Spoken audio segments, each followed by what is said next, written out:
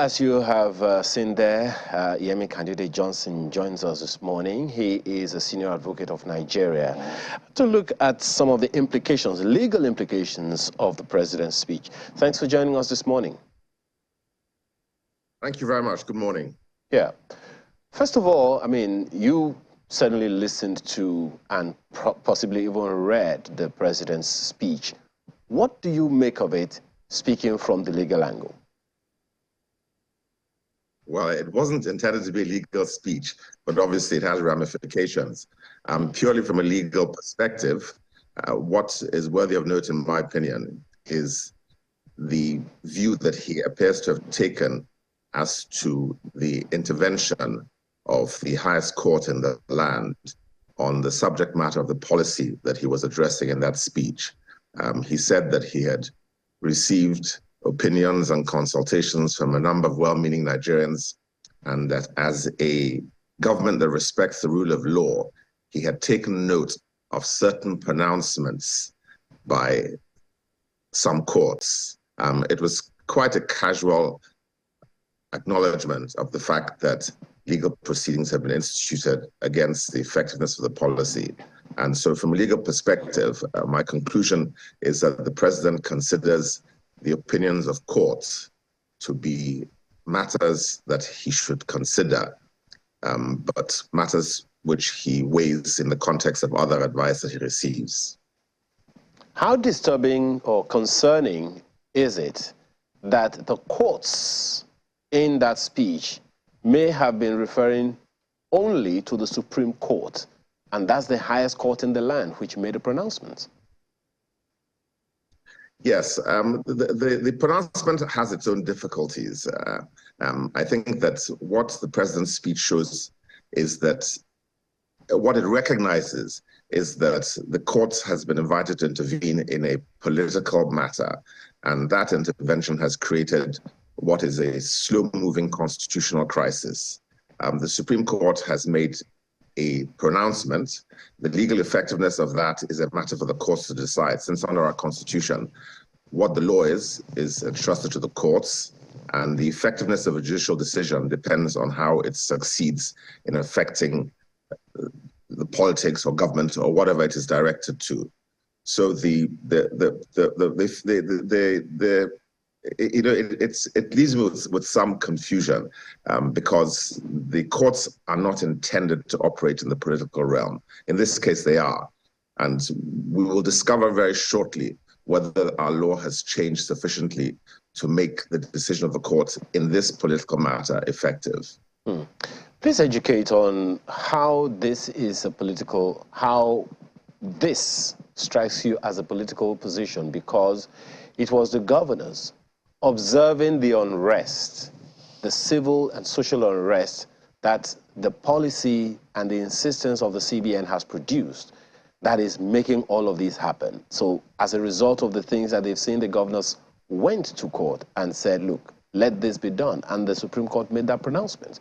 So how, in your opinion, is that a political matter when the governors, knowing the unrest happening within their terrains, are the ones that went to court and said, let this unrest stop? And the Supreme Court made a pronouncement in that regard. From a purely legal perspective, the power of a court is activated when it has jurisdiction and by proper procedure. That is one aspect. The subject matter of this intervention is the control by the federal government of the monetary policy of the country. The Constitution recognizes that that is a power of the federal government. It is a sovereign power in law generally. And the law has been, that power has been regulated by the Central Bank Act, which is also an act of the Nigerian government. So what is political is the deployment of that policy at this time, which creates a crisis which has an impact on the well-being of the state. The Constitution, the Central Bank Act, the procedure of the court are matters which the court can take cognizance of.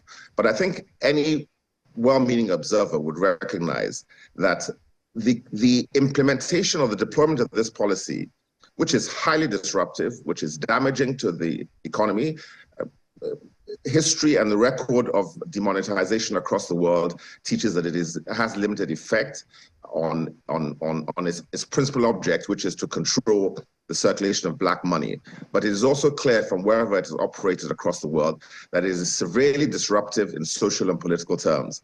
That is what we're seeing in Nigeria. That is the political issue which is confronting governors and which has caused them to go to the Supreme Court. The stability of the society, the stability of the state, which in many constitutional respects is the basic function of the law, is what has activated. So it's a political concern that this policy is damaging to the country across the board, damaging to the economy, damaging to the well-being and the life of people, damaging to the prospect of democratic change, which is imminent in this country. That is what has activated the governors to go to the Supreme Court. But a separate legal question is whether the Supreme Court has jurisdiction, whether the procedure is proper, whether the decision it gives will be effective. So there are two separate questions. The court has been brought to resolve a political question, which is not what by its natural design it should do. But in constitutional law, the legal aphorism is that nothing succeeds like success. So if the Supreme Court is able to make an effective order, and that is a matter that will be resolved also in the political terrain, whether this order the Supreme Court makes is effective is a political matter. And if it works, then the Constitution would have changed to recognize that in a wider area of political life, the Supreme Court can intervene legally. Good morning, Mr. Candide Johnson. And when the matter was first brought before the Supreme Court, this was part of the debate, the matter of jurisdiction. So are you saying, yes, by extension that, following the ruling that it gave, it has no, powers for this to be obeyed because it has no jurisdiction? Well, that's a difficult question to pronounce upon emphatically. If the Supreme Court says it has jurisdiction, which is a fundamental question, there is no other court that can dispute that finding. Another legal aphorism is that the law is what the courts say it is. In this area of constitutional law, we are effectively reconstituting our constitution by the acts of the court. So I wouldn't be so emphatic as to say the court had no jurisdiction. We know what the letter of the law of the Constitution says. It says that in a dispute between the states and the federal government, that the Supreme Court has original jurisdiction. That jurisdiction has been ostensibly invoked. It doesn't matter what I think. What matters is what the Supreme Court says, because there is no appeal from the Supreme Court. If the Supreme Court says that it has jurisdiction to determine this question, then that is the law. And this is why I say we're in a reconstitutional stage. If the courts say that this is the power that they have, then that power, the effectiveness of that power is what is going to prove its success. Again, another aphorism in constitutional law, nothing succeeds like success. So we will have to know in the next few days whether that decision, even though it's a temporary decision, that decision, is it effective? And the effectiveness of a legal decision, especially in a constitutional matter, is a political issue. So is this... If it succeeds, that is the law.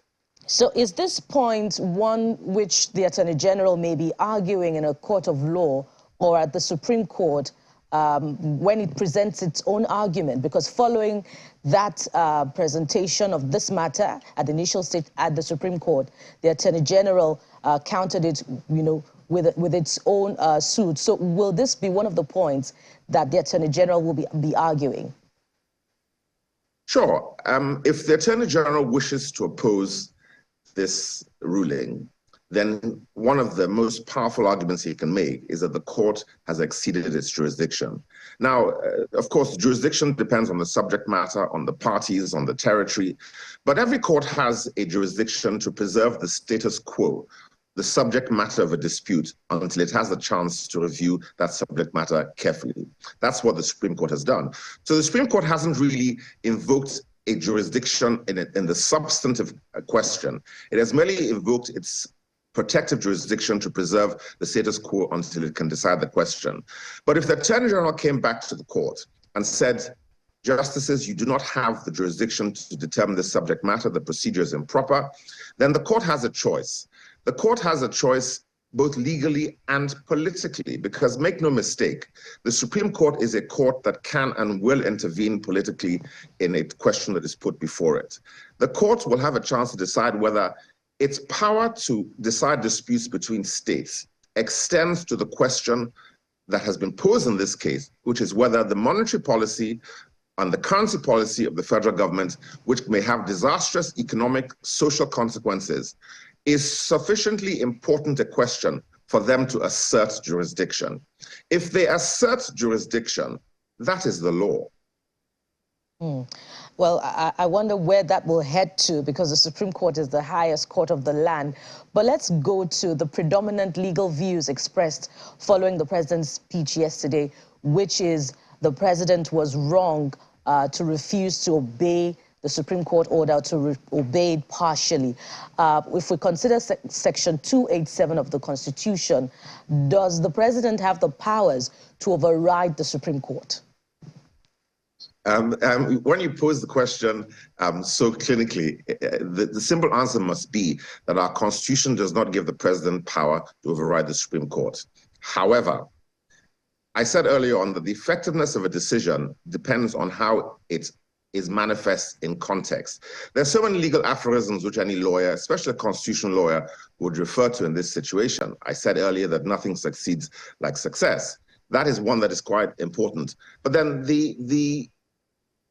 another important aphorism is that the interest of the state, the safety of the state, and the safety of the people is the supreme law. So in any context, anybody to whom an order is directed, and this order is not directed at the president and it's not directed at the Central Bank of Nigeria, but they know about the order and they know that steps and actions they may take may impinge upon the intention of the Supreme Court in giving this order. Well, they will have to consider it. And the president himself, being a constitutional functionary, will have to make a political and legal judgment as to whether his overwhelming responsibility to the safety of the state requires or compels him to deal with this order in one way or the other. It's a judgment that must be made, I'm afraid, well above my own level. But the president has a responsibility for the state, for the security of the state, for the political well-being of the state. And when he's confronted with a decision which may have an impact on that, he must consider it very carefully. That's what I would say. Well, in considering all the views, but particularly yours carefully now, is the president in contempt of court? And if he is, what instruments of the law can be triggered to make him accountable or call him to order, so to speak? Contempt is a difficult and complicated area of legal process. Saying someone is in contempt is not the end of the matter. Even if you could invoke the legal processes, the president would be entitled to a whole number of presumptions as to his innocence, a whole number of presumptions as to the effectiveness of the order. What does the order mean? Was the order given in a temporary way? Was it given to be effective? The fact that the court has no jurisdiction, or that is being argued, decided. These are many questions that the president himself would have to consider. But you asked the simple question, is the president in contempt? It's not a question upon which any lawyer can make a conclusion, but it's a matter which, if the process is properly invoked, and that again is a complicated matter, it's a matter upon which an issue may well be raised. You know, I don't want to speak in absolutes, because I said that we're in an area of evolution. Constitutional law evolves all the time beyond what is written in the letter. Ultimately, if the courts say the president is in contempt, then he's in contempt. But then the law also says that courts don't act in vain. And the question is going to be whether the Supreme Court has the power to make an effective pronouncement against the president, which defends its jurisdiction by the contempt process. So, as a legal counsel, what would you be advising the people to do at this time? Go by the way of the Supreme Court's ruling, which insists that the 1,000 naira, 500 naira and 200 naira notes remain legal tender until the court reconvenes on the 22nd of February, or obey the president's order, you know, to use the 200 naira notes as legal tender, while the 1,000 naira and 500 naira notes cease to be legal tenders? Well, you know, it's a practical matter also. You know, what is money? What is currency? You say the central bank controls currency and monetary policy. The president makes a pronouncement. The Supreme Court makes a pronouncement. But the effectiveness of either of those pronouncements depend on the market. You know, money is a store of value. It's a means of exchange. If I accept the old 1,000 naira, it doesn't matter whether anybody calls it legal tender or not. What matters is whether it will survive in the market as an instrument of exchange between individuals. If you and I decide to accept cowries or sticks as a currency between us, the central bank can pronounce that my naira is the legal tender. And we can say, well, we don't want to spend naira, we want to spend a different currency, or we want to spend cowries. That's the purpose of the government regulating currency, is to make it easy for commerce and trade to function. If the market accepts a different medium of exchange, that medium of exchange is effective. So the power to guarantee the success or the survival of any currency, the old or the new, depends on whether people will accept it. If people don't accept the new currency, it's not effective whatever the central bank says. It is only successful because people rely on the guarantee of the central bank and the government to give them the value that has been put in the numerals in that currency. So what would I advise people? This is such an uncertain state. We don't know what will happen with the elections. We don't know what will happen as to whether this currency will survive hereafter. All I can say is that the market will decide whether it will accept, whether it trusts in the decision of the president, whether it trusts in the decision of the Supreme Court, or whether it trusts in the pronouncement of several governors that that currency remains the legitimate instrument of exchange. And to that is where the next question that I will be drawing. When the Kaduna State governor, for instance, and I think a number of other states may be going in that direction, are saying that the old notes remain legal tender within their spheres of influence. What do you make of that? Is that something of concern to the legal practice, to the laws in whatever way, manner, shape, or form, particularly when the governor says, look, any institution that does not accept it could be prosecuted? We already saw that happen, and action taken by the Kano State government. You know, international law recognizes that currency is a power of a sovereign. If a subnational government indicates that it can make a pronouncement as to the effectiveness of currency within its territory, it is a major constitutional dislocation, because for the Kaduna State government to say that it will recognize a different currency from that which the federal government has pronounced in its own territory is a challenge to the authority of the federal government to make monetary policy and policy on the currency. Now, it may be effective. Again, I say where not only the constitutional questions raised have put us in a reconstitutional state, because it may be that in those territories, the governors are able to effectively guarantee that that currency continues to operate and to have value. That is a challenge to the authority of the federal government, and it is going to change our constitution. So international law, the effectiveness of the movement of currency are questions which are being challenged right now with what is going on. So constitutional law has to recognize that we have a crisis beyond the question of today's election and the question of the simple questions of whether there's contempt, whether there's jurisdiction. What is going on behind the headlines is a reorganization of our constitutional understanding. All right, so how do we approach this comment that is credited to the governor of Kaduna State, where he says they remain legal tender in Kaduna State? Well, that pronouncement, if it is effective, amounts to the abrogation of the power of the federal government to regulate currency in that state. But what if they rely on the proceedings in court, saying, well, as far as the court says, we are in the clear here, we're not violating the law? No. They can say what they like. I mean, and even the federal government can use, whether the federal government likes what's gone on, approves what's gone on in the Supreme Court or not, it can rely on it as an alibi for standing down, for stepping aside. You respond to legal and political events by making a judgment as to how you should deal with them. How that judgment comes to the public affects the public's perception of what the law and the Constitution is thereafter. So again, I use the expression, we're in a reconstitutional phase. So it doesn't matter what is the alibi, what is the justification for what has been said. The practical effect of it would be that the power which has been assumed in our constitutional arrangements to control currency, which is put in the federal government and one of its agencies, if a subnational government can subvert that, then the question of currency will no longer be an exclusive preserve of the federal government. So it's a dangerous territory even for the federal government. This is why you have to look for consensus, or you have to look for a conciliatory approach if you want to be certain that you don't totally upturn the Constitution. Upturning fundamental aspects of the Constitution is a short road to revolution. And revolution itself is a legal event because it means that instrumentalities of the state may be upturned.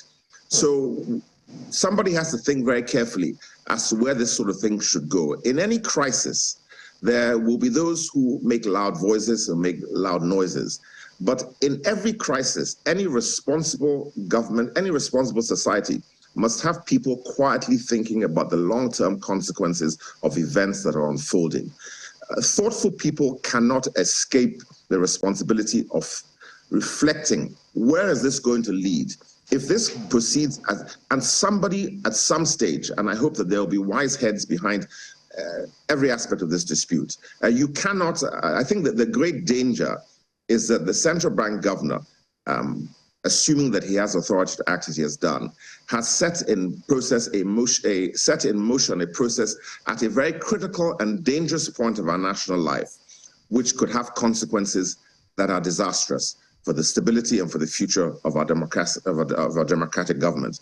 I wonder whether he thought about that, or whether those who advise him have considered that this was perhaps an untimely moment to make such a radical intervention which has dubious effect. There is no record internationally that the sudden demonetization of currency has the stated objectives which have been used as an alibi for its intervention at this stage. I'm looking at item 15 of the president's speech. You talked about the president building consensus. I mean, it would have been wise to build consensus. And we recall that on Friday last week, the president did convene a council of state. It seemed it was an emergency meeting because of this matter. And the consensus decision which was arrived at, even though some have said that that only was in advisory capacity, was that both notes, old and new, coexist until a time. I mean, if they don't have sufficient ones of the new one, they let the old and the new coexist until a time when there is sufficiency. But I'm wondering whether or not you are worried about perhaps those who advise the president, because he says, above all, as an administration that respects the rule of law. So the president does believe that the decision which he has taken is in respect and in accordance with the rule of law. He says, as an administration that respects the rule of law, I have also noted that the subject matter is before the courts of our land and some pronouncements have been made. It is after that that he goes to say, to further ease the supply pressures, particularly to our citizens, I have given approval to the CBN that the old 200 Naira banknotes be released back into circulation. So I'm just wondering, cumulatively, looking at the number of steps that the president has taken, meeting with governors, much later convening a council of state, and also taking into cognizance, all of which he says in his own speech, taking into cognizance the fact that matters are before the courts of the land. This is the decision that he reaches, which has now caused an uproar, especially within the legal community. I'm just wondering, are you worried about perhaps the sort of counsel that the president is receiving? Yes, you know, the president receives a lot of counsel, and I had said earlier on, I would hope that there were wise heads and people who were not necessarily partisan, who were thinking about the country, its future, its stability, and the safety of its people, which, as I said again, is the supreme law. But while the president receives counsel from multiple sources, the president is the repository of the power of the presidency. he cannot evade responsibility for the decisions he takes, no matter the advice he receives. After a president receives advice, he must take a decision for which he is solely responsible. So I am worried that some of the advice being received may not be sufficiently far-sighted or reflective of the potential danger that abounds. But you referred to the 15th paragraph of his speech, and I took note of that myself. The president says that, declares that the administration believes in the rule of law, which it must in any event if it has any legitimacy itself. The legitimacy of the presidency itself depends on the rule of law. If you subvert the rule of law, you yourself are holding power only by force and until it is taken away from you. And that is the fact. But then to say that and then to ameliorate that pronouncement by saying he hears that there are some pronouncements made by some courts is respectfully a cynical dismissal of an express decision from a court. The president may decide not to obey a decision of the court. That is a choice. But he cannot evade the responsibility for that decision by saying that there are some pronouncements. I mean, the casualization of a specific order of a court is not something that is open to a president who proclaims that he respects the rule of law. The rule of law means that if there's a pronouncement of court, according to law, that it must be abided with. And that is very simple. And I think that the principal advisor to the president on this subject matter must be the Attorney General. And one will assume that the Attorney General has an understanding of the law and of the procedures of the law. Well, and I'm just a little curious. The uproar which has trailed this redesigned policy has been on behalf, ostensibly, on behalf of vulnerable people. That's what people have said. I mean, even the governors who have gone to court have said, oh, people are suffering in our state. Never mind that a lot of people think that the decisions or the reason why the governors have gone to court are not totally altruistic.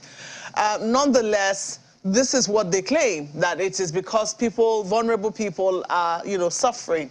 Now, if you were to take into cognizance the fact that the president says just the 200 naira old banknotes should be in circulation, wouldn't you say that, one, he's been in compliance somewhat with the decision of the Supreme Court, because it's an old note? I don't know whether the Supreme Court was clear when it said all of the notes.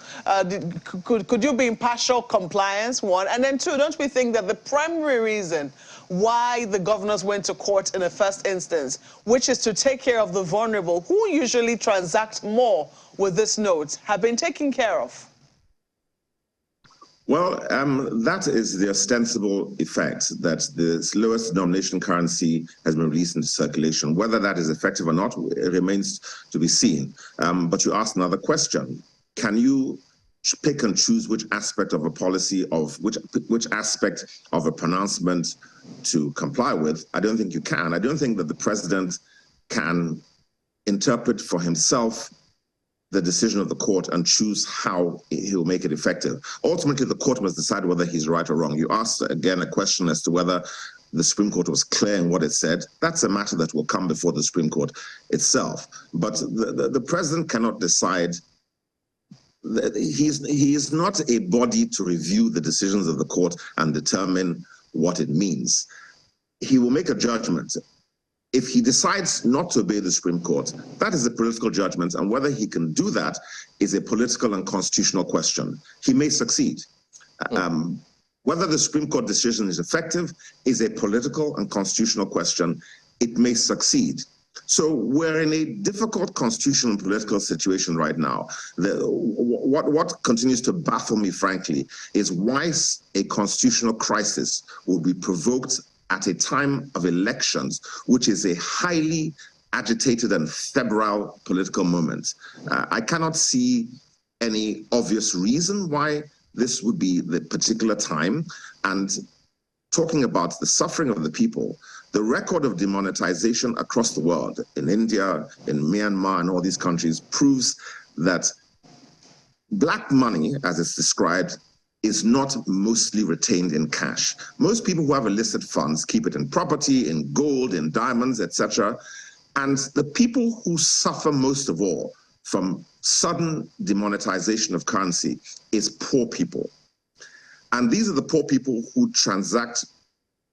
I am not suffering from demonetization as much as people who sell recharge cards or people who sell and transport or market women. So a political event has been provoked for reasons that are not necessarily clear, but with the direct consequence that the poorest and most vulnerable people will suffer. And their suffering is going to create unrest and instability at a time when unrest and instability should be is a danger that any government should want to avert. So that again may be the basis for the jurisdiction of the Supreme Court. If the interests and the stability of the state and the interests of the people is the supreme law, then it is supreme to the Constitution. And if the courts say we will intervene on a matter like this, that will be an effective exercise of their power. All right then, Mr. Yemi Candide Johnson, Senior Advocate of Nigeria, thank you very much indeed for your time today. It's a pleasure. Thank you very much.